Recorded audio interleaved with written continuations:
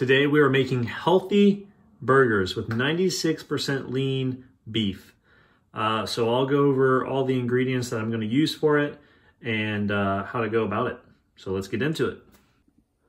Okay, so here is our list of ingredients. We have black pepper, sea salt, red cayenne pepper, onion powder, steak burger seasoning, and ground paprika, as well as garlic powder. All of these are pretty decent options. They're not going to do too much damage to you health-wise. Be careful on the sodium on sea salt, even though I love salt myself. And lastly, the steak burger spice is not the healthiest, but it still gives it a really good flavor. So those are the spices we'll be using. Okay, so we will start with adding some pepper, some ground pepper, just a little bit. There's a total of 4 servings within this ground beef package.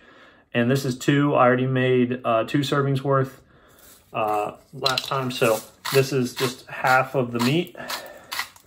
Some salt, nothing too crazy. I only want to do a little bit of cayenne pepper.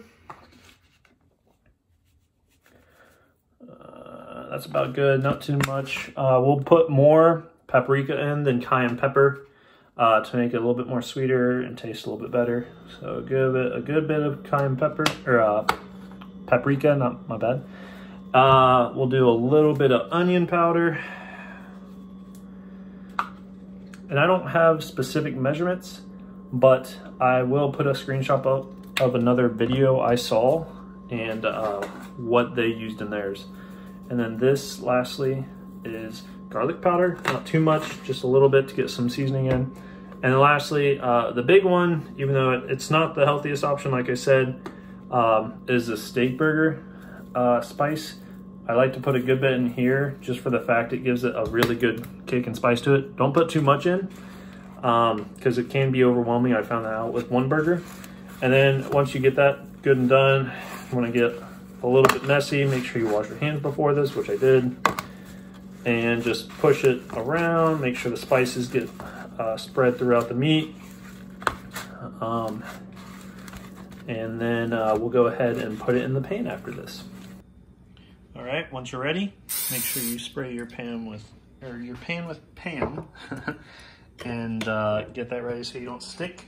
And then after you get your burgers all spiced up, kind of get them relatively flat, not too thick, or it's going to take a while for them to cook.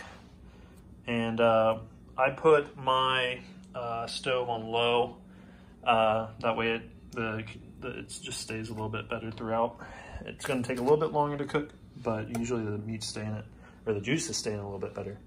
So make sure you place your hamburgers in the pan and you're good to go. And we'll let these cook for a little while. And you can either check them to make sure they get warm to 160 degrees or 170 degrees within the middle, or you can poke them and make sure they don't bleed anymore, and that's how you know that they're done. All right, we're gonna flip this, and the one on the right kind of pucked up a little bit and got kind of thick, but hopefully it'll be okay. So just flip, and what I mean by if you poke it and see blood, you poke it. That's not a good example, but if you poke this one, there's blood coming out, but you can't really see it because it's on the bottom. Not a great example, but right there at the top, you can kind of see a little bit of blood. That's what you want to make sure once you poke it, there's not much coming that is red. So that's how you go about that. You just let that sit for a little while, and you should be good. I am pretty basic when it comes to my burgers, so these are what ingredients I'm going to be using for making them. I'm going to do whole wheat bread. I really don't care too much on my bread. A lot of people can be picky. The calories on this, you got to be careful, is for 1 slice, so it's 80 calories per 1 slice. If you're worried about that, you can just do 2 burgers on 2 pieces of bread. I'm just going to do 4 pieces of bread for 2 burgers. I don't really care that much. The other thing too is I'm going to do ketchup, and I'm gonna do organic. I also have a sugar-free one too that has no sugars in it and looks relatively healthy as well. But this uses like natural sugar as well as just a bunch of natural ingredients. This one's big, so this is low moisture mozzarella skim cheese. The calories on this, I love the ingredients, and I'll get more into this. And I'm going to use a tomato and organic mayonnaise. This also has really great ingredients. So with this being said, I'll probably show this again later, but it's relatively low in fat compared to other cheeses, which is what I love. And the other thing I love is it's super high in protein compared to other cheeses. So milk in general is high in protein, but this has 7 grams of protein for just 28 grams, which is great. So I really like that option. And then this is where a lot of your fats are going to come from. So you got to be careful on how much you put on. It calls for 14 grams, and I'll probably put on 2 servings. But most of my lunch accounts for low fat, so I should be fine. But if you look here, it has a lot of polysaturated and monosaturated, which is good, and low in saturated fat. So it's got all the healthy and good fats, and not much more to say than that. But the ingredients is what I love on this. If you go to any other store and you try to get like an organic mayonnaise or something else, I don't really care for the ingredients compared to this one. So I find this Hellmann's organic mayonnaise to be the best in terms of ingredients.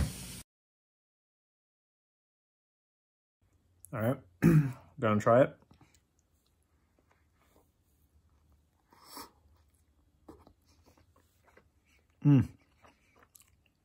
Delicious. Really, really good. Hope you guys liked the video. Please like, subscribe, and comment if you guys would like to see any other videos very similar to this, or you have any questions. So please check out my channel some more. More videos to come. Thank you. See you guys.